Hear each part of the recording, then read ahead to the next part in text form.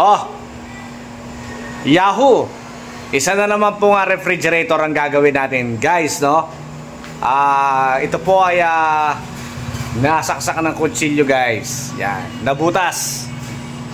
Okay, hihinangan po natin ito ngayon and then ibabalik natin sa dati.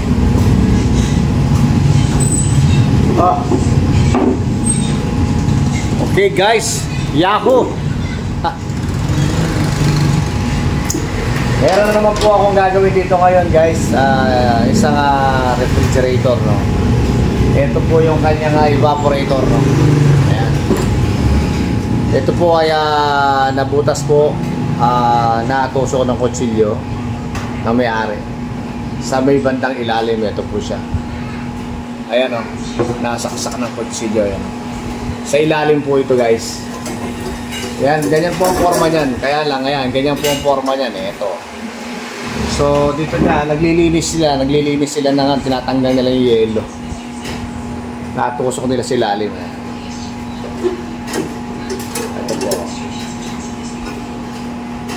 Ayan. So gagawin natin ngayon dito, guys, ay hindi po natin ito didikitan, no? Ito po ay hihinangan po natin gamit ang butane gas, no? Saan ba yun?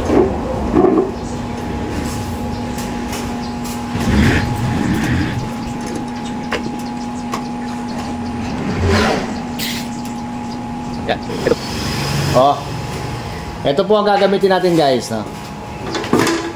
Ang hinang.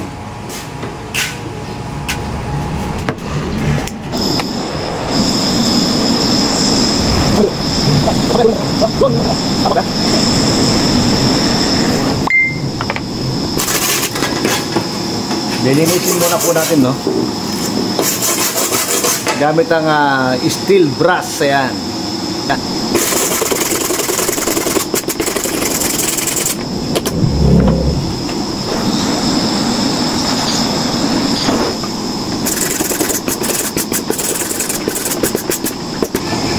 Gagamit po tayo ng aluminum flux, no? Aluminum flux, ayan. Aluminum bracing flux.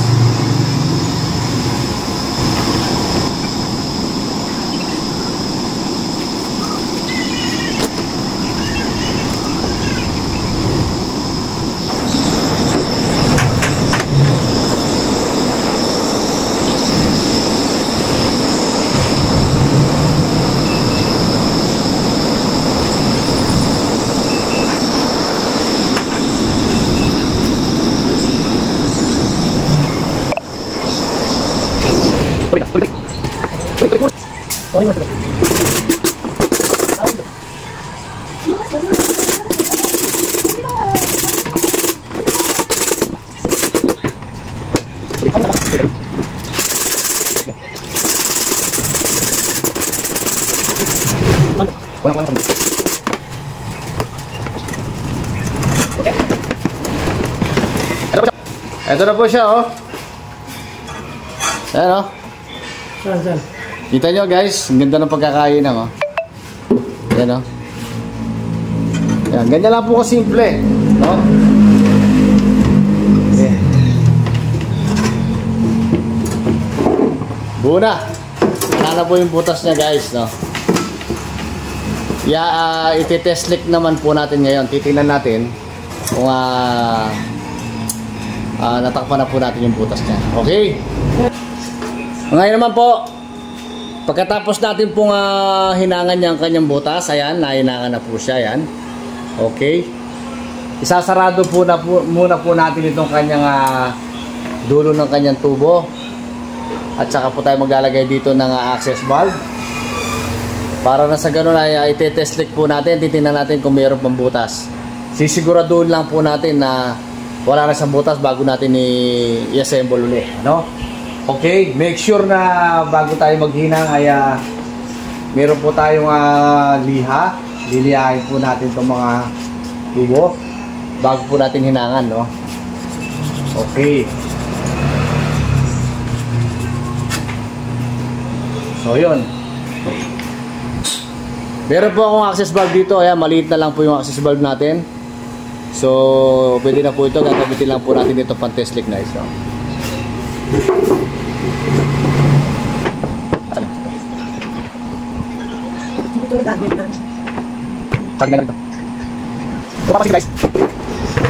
Nilagyan ko ng ganito. Ayan, o. Kita nyo? Pagkatapos kong na-test leak yan, puputulin na lang po dito sa lugar na ito. Yan. Pwede na po natin gawing charging line ito.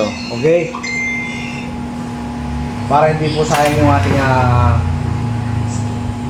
charge, yung access valve natin, para hindi po sayang. No? Dahil maliit na lang po siya, kailangan siguraduhin na po natin na hindi masasayang. Ano? Kita nyo? Dito natin pararaanin yung pressure. Alright. Patayin mo na yung electric fan. Na.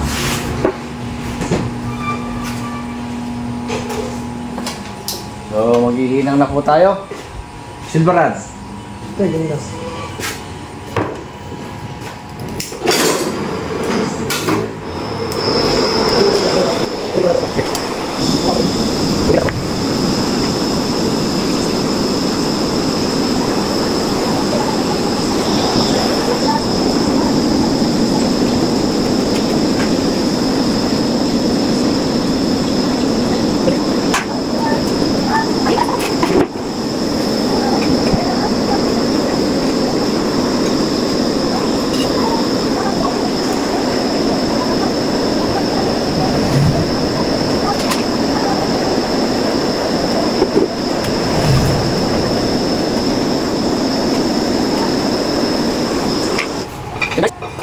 Yun guys, nahirangan na po natin. Pe-pressure naman po natin sa ngayon, no? So, bago natin pressure yan, siguraduhin natin guys na meron tayong ganito, tubig na may sabon, no? Okay, baka pumapasok tayo guys. Patayin muna po natin yung ligid.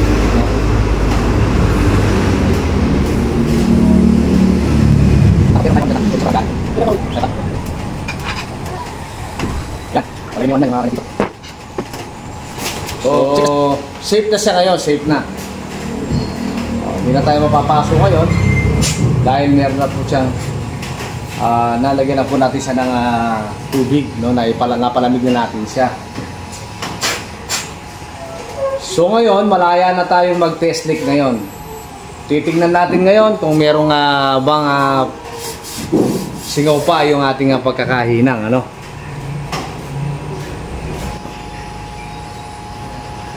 Okay. So, pe-pressurean na po natin, no? So, nandito na po yung kanyang access valve. Mayroon na din po siyang pito roon. At lalagyan na po natin siya ng pressure. Kapag po magpe-pressure tayo, no guys, sa mga baguhan, lagi ko sinasabi, kapag po magpe-pressure tayo, lagi po ang ating hose ay gagamitin natin yung high side, no? And then yung gitna ay sige ay dito po sa compressor. So yan, magte-test, pe-pressurean po natin siya ng 150 PSI. Okay na po yun, baka po kasi mapersa, maliit lang evaporator. Okay, start. Ayan o, tumaas na po yung gauge natin. Yan. Sumulak po tayo. Pero yan, medyo wala ka dito. Yan. Okay, nasa 150 po tayo guys. Ayan, 150. Alright. So, testing natin ngayon kung may butas ba siya. So, ayan, tingnan natin. Meron ba? Wala na. Okay. O, sa loob, sa loob. Fix na siya. O, sa loob, Balterin mo. Pagyan.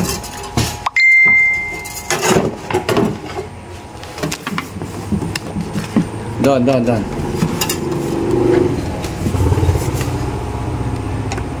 So yun guys, wala na po siyang butas. Okay. Napakasimple, napakadali lang guys, oh. Okay, goods na siya. So ayun. Ganun lang kasimple guys, no? Yan. Malikot yung camera natin. Wala tayong cameraman eh. Alright. So yun guys. Sisimulan lang po natin ngayon i-assemble to guys, no?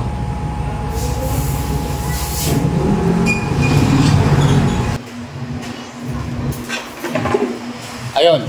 So ngayon, prepare naman natin ngayon guys yung gagamitin nating mga parts or piping para sasalpak na lang po natin. Okay? So sabit muna natin dito to.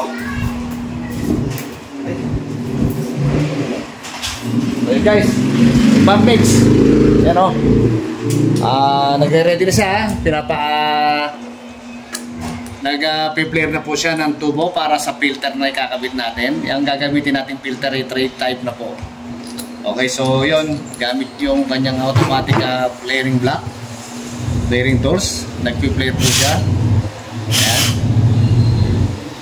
So ayan guys, parati ko po sinasabi guys, ano, sa mga baguhan, gusto niyo pong matuto, punta lang po kayo sa aking channel, no, sa Lazaro RAC Vlog, no.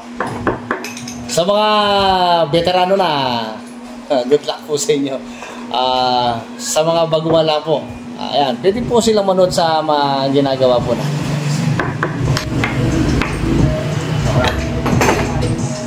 So ito na guys, oh, naka-flare na po siya. Ayan. So, ay, dalaglag, puno mo. Ayan.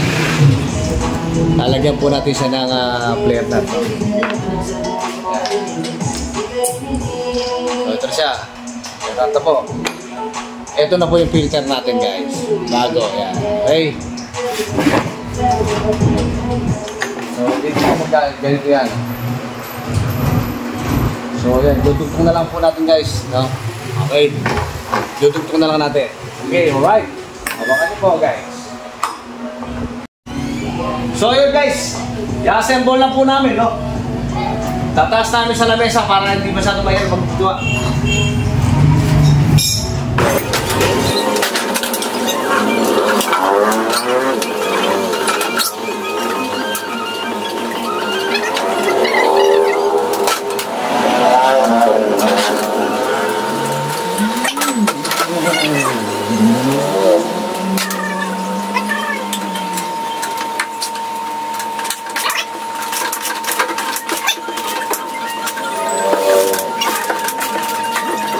Ayan guys, naikabit ko na, no? At maya-maya po ng konti ito guys, matatapos na to.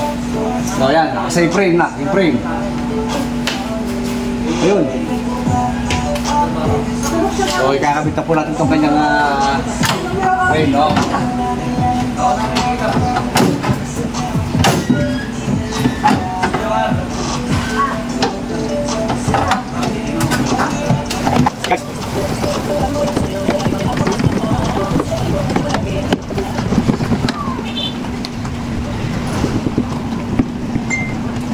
Alright, nakikabit ko na po guys, oh. Apakasimple lang, no? So, ikakabit ko itong kanyang mga pilitan, no?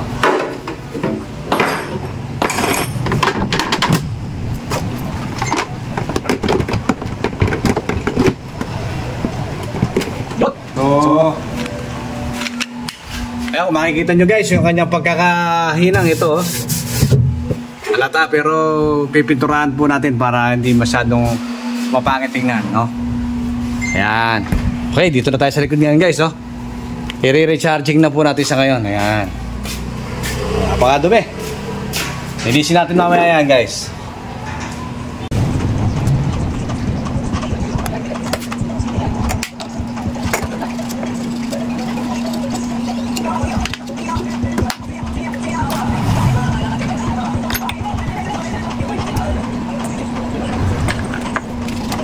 Okay. Yun guys, no? Ito yung ginawa ni Pop Mix kanina na dalawang flare nut, no? So dito natin lalagay yung isa. Dito natin lalagay yung isa. Ayan, okay?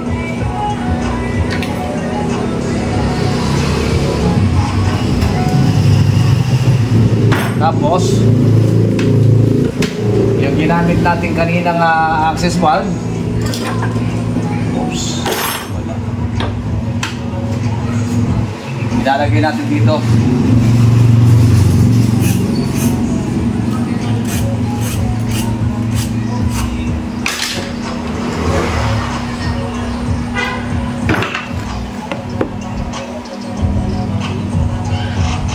Ito po yung tinatawag na charging line, no? Yan. Maglulubog po tayo ng 1 inch. Yan.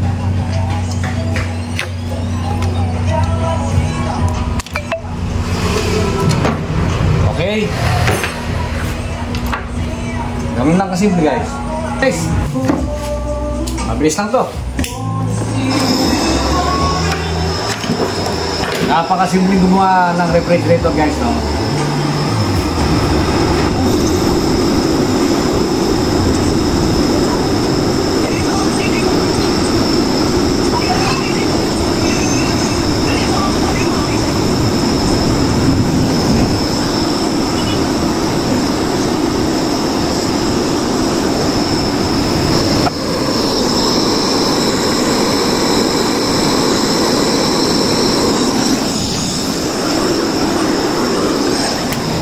Kailangan natin ng yero.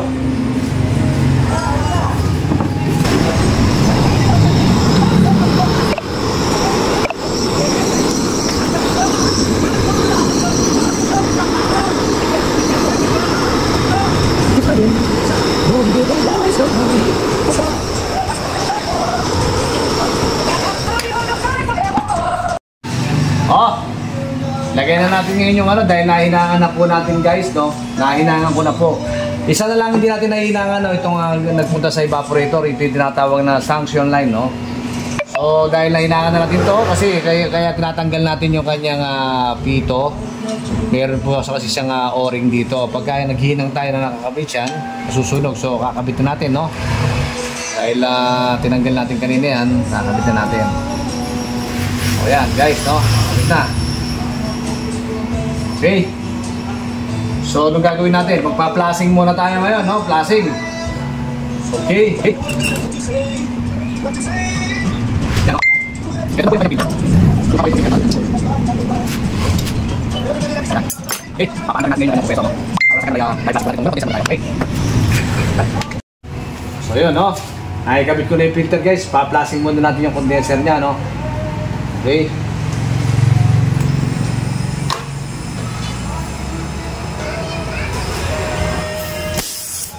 Umakit yung langis siya dahil ma-under siya ng walang karga, no?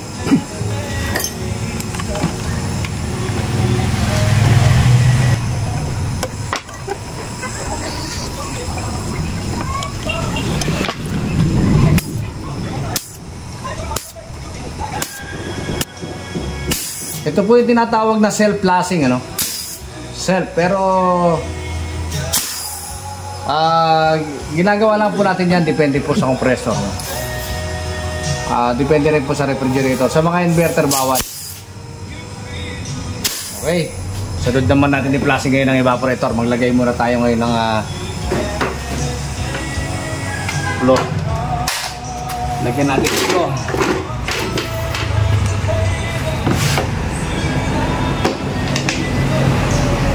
Meron po tayo ditong flow refrigerant, ano?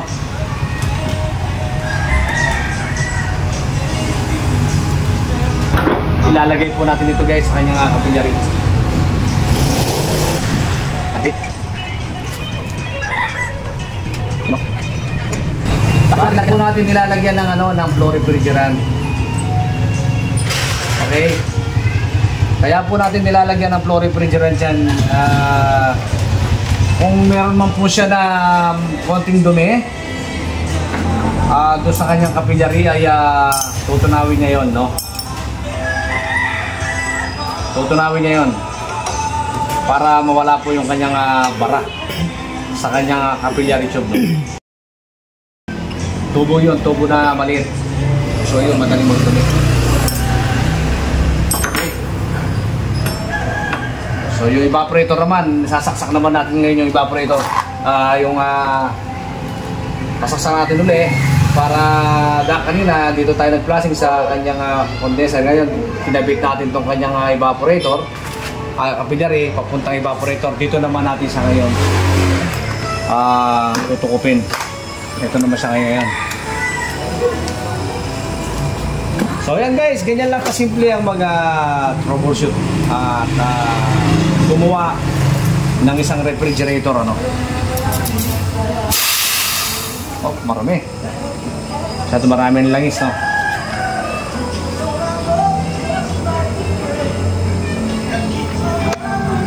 Nakita nyo naman kung paano natin na hinangan yung punan.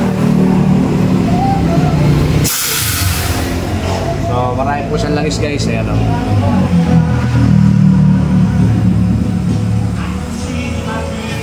So, make sure na laging malinis ang ating mga tubo, no? Para hindi po magkaroon ng aberya yung pag-yelo niya at hindi po mahina ang kanyang lamig, no? Para laging malakas at nasa kondisyon po magpatigas sa yelo ang ating refrigerator.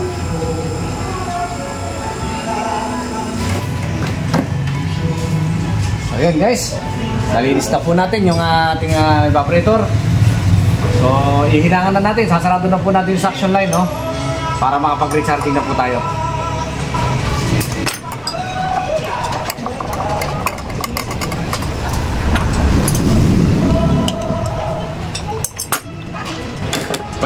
So, ito po yung suction line niya. Papasok na po natin dito.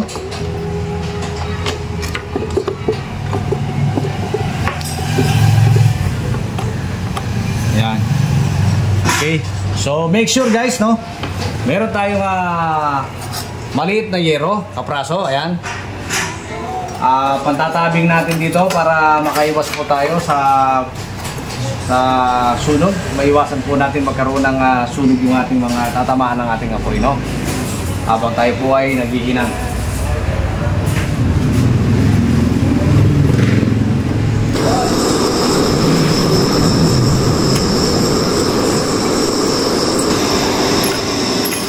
Ayun, no? Okay na, tapos na po tayo guys, no? So, ang gagawin po natin ngayon ay lalagyan na po natin ng Teflon, yung ating filter. Yan. So guys, dapat, no, make sure guys na maglagay tayo ng tape sa ating filter para maiwasan po natin ang pagsingaw o pagkakaroon ng leak, no, ng ating piping, ang ating fittings, no. Yun. So sunod na po natin ilagay ang filter ngayon, no.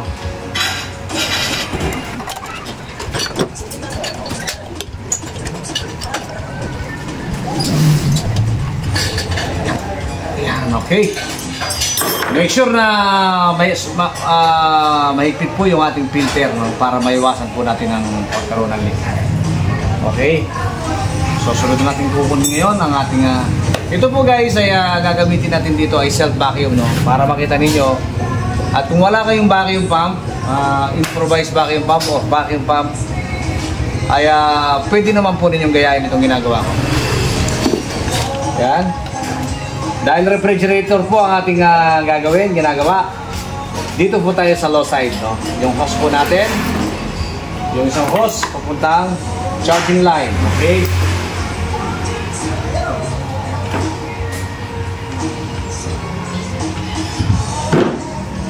So, yan, dito natin lalagay yan. Kailangan nakasabit dyan.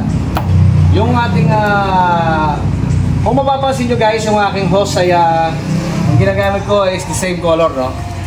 Ayan, nakikita nyo, the same color. Nasira po yung aking mga hose. Kaya wala po akong kulay na blue and then red. Kaya pareha the same color na lang po gagamitin natin, no? Pwede naman yon. Kasi Kaya lang naman natin kinukulay-kulay yan para hindi po tayo malito. Okay? So pares lang naman po yun. So itong isang nanggaling dito sa low side ay dadalhin po natin dito sa lalagay po natin dito sa charging line, no?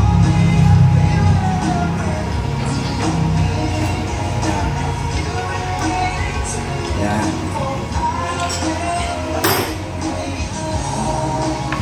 And then yung isa po ay pupunta ito sa Freon tank. Okay?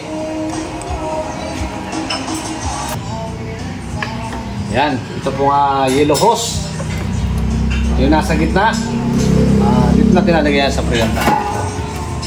So, direct na po tayo dito sa Freon tank, no? Kasi self-vacuum na po ang gagamitin natin, no?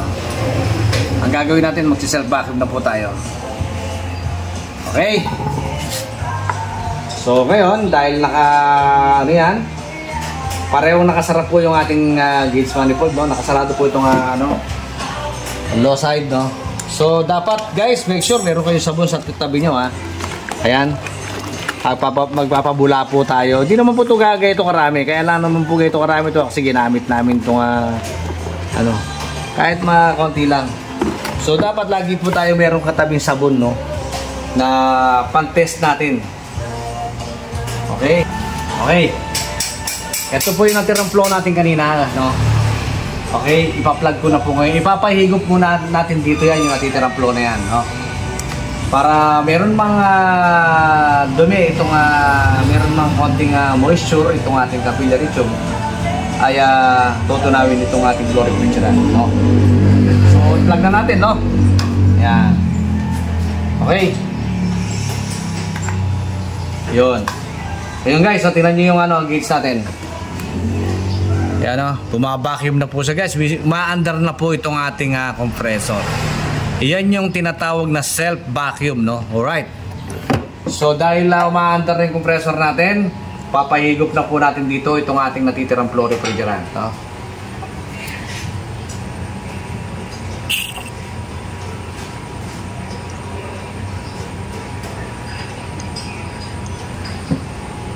Yan, okay. Ipapalabas din natin mamaya yun guys. Lalabas din naman mamaya yun kapag piniressure na natin ang Freon, no? So habang umaandar siya guys, dahil nahitit na niya yung ating flow refrigerant, tutukopin natin uli yan. O yan, ganoon, okay?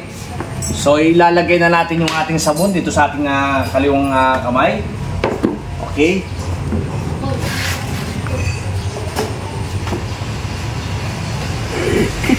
So, bakit tayo may sabon guys? Para yan dito sa ating filter, no? Ayan. Ayan, no? Kapag wala na po lumalabas na buladi yan, meaning wala na po tayong hangin na inilalabas. Wala na pong inilalabas na hangin yung compressor natin mula doon sa evaporator hanggang doon sa condenser niya, no? Meaning na vacuum na po siya. So kaya po tayo laging may sabon dito. Ayan. Ayan, no? So meron pa siya. So kailangan wala na pong ganyan yan guys mamaya, no?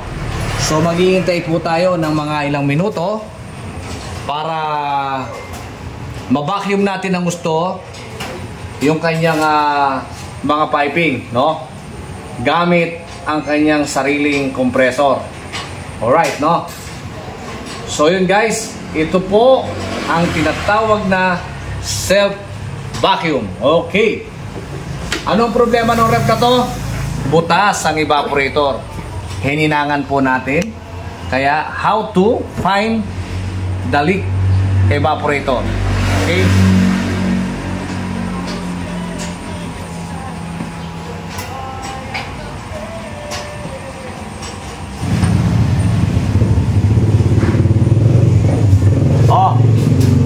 Guys, wala na. So, konting-konti na lang, pressure na lang ng makina natin yan, okay? Oh, wala na po siyang bunga, singaw. So, anong gagawin natin ngayon? Magpapawala na po tayo ng Freon, okay?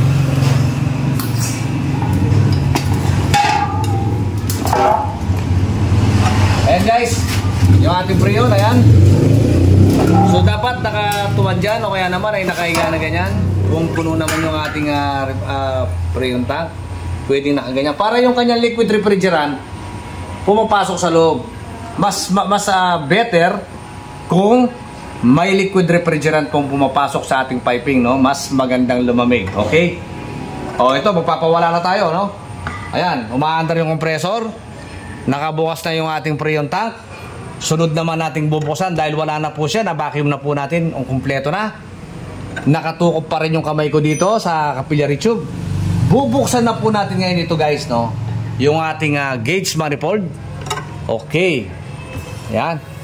So kapag bumubuga na yan, guys, yan, bumubuga na siya, guys, no? Pwede mo na siyang i-unplug, no? I-unplug na natin yan, okay? Ayun. So naka-unplug na siya, guys, no? Antayin nating itulak ng ating ng pressure ng ating preon refrigerant, itong capillary. At kapag tinutulak na siya, ibig sabihin pumasok ng lahat yung kanyang preon. At pwede na po tayong magpawala ngayon dito. Yan, yan. Yan, okay. Sumisingaw na sa dito. Pawawala na natin siya, no? So maigi na rin na sumisingaw, bumubuga dito at saka sa filter natin, ano? Para wala pong pumasok na moisture. Yan. So ito na po, sasarado. Huwag po tayo matataranta kapag po tayo ay nagpapasok ng preon, no? Okay lang yan kasi hindi naman po sisingaw ng madami yan, no? Okay? Konti lang yan kasi nakapatay po yung ating compressor. So dapat huwag po tayong mataranta, no? Okay? Napakasimple, guys, no? Yan, no? Kita nyo? Nakasealed na, oh. Make sure, guys, na super tight ang ating flare nut. Ayan, going to filter. Ayan.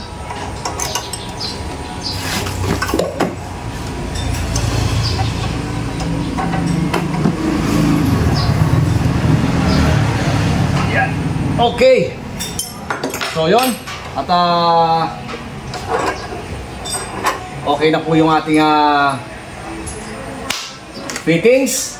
Nahigpitan natin maigi. Ngayon naman, ang isusunod natin, test leak po natin siya ngayon. Titingnan natin kung may singaw, no?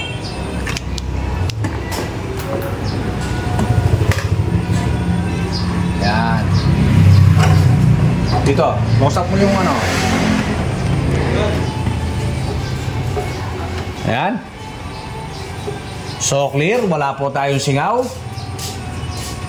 Wala singaw yung ating pagkaka-fittings. Ayan. Okay na.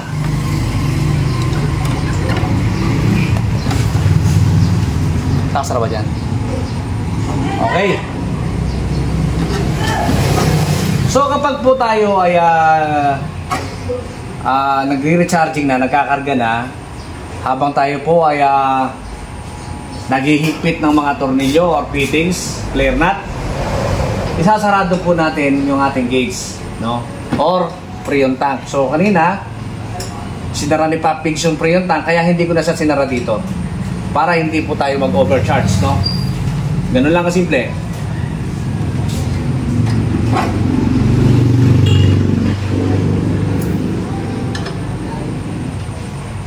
So yun, guys, malapit na po tayo matapos, ano? Ipa-plug na natin ngayon.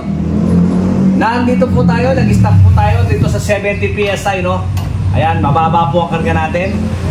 Ayan, nag-stop po tayo sa 70 PSI, nakapatay po yung compressor. So ngayon, papaanda rin natin yung compressor dahil naka-sealed na lahat, silyado na. Papaanda rin na po natin, pag-yeyelohin na po natin yung system niya. Tingnan natin kung ano po ang naging resulta ng ating ginawa, no? Yung plug na po, i-plug na po natin, no? Ito na. Okay. Yun, bumaba na po yung gauge natin, guys, oh. So meaning nagkarga na siya, no? Ayan. Ganyan po magiging reaksyon yan kapag po tayo po ay nag-recharging at pinandar natin yung compressor. Ayan. Bababa po ang ating gauge manifold mula sa 70 PSI na ikinarga natin kanina, standing pressure.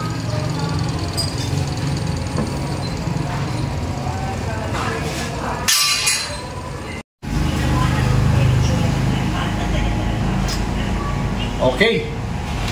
So yun guys, okay na, maandar na po yung compressor natin and then mainit na po yung condenser niya. Alright, no? So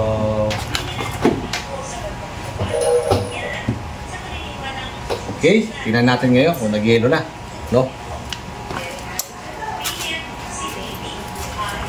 Okay. So, ayun, no? Okay, nag-yelo na po siya guys. Ayan, oh. Nag-dry na po yung kanyang evaporator, no? Ayan, nakatapos na naman po tayo ng isang refrigerator ngayon, no? Ito po yung ating natapos ngayong araw nito. Isang 4 cubic feet refrigerator Panasonic, no? So hanggang dito na lang po ang ating video, no? Sana po guys ay meron po kayong natutunan, no? Lagi ko pong sinasabi na sa lahat po ng mga baguhan na nagsisipag-aral pa lang ng refrigeration, punta lang po kayo sa aking channel, sa Lazaro RAC Vlog, no? Magkakaroon po kayo dito ng idea. Yun lamang po, sana po ay nagustuhan ninyo. Maraming salamat po sa lahat po ng mga nanood at sa mga manunod pa. Magandang buhay po sa ating lahat and thank you for watching.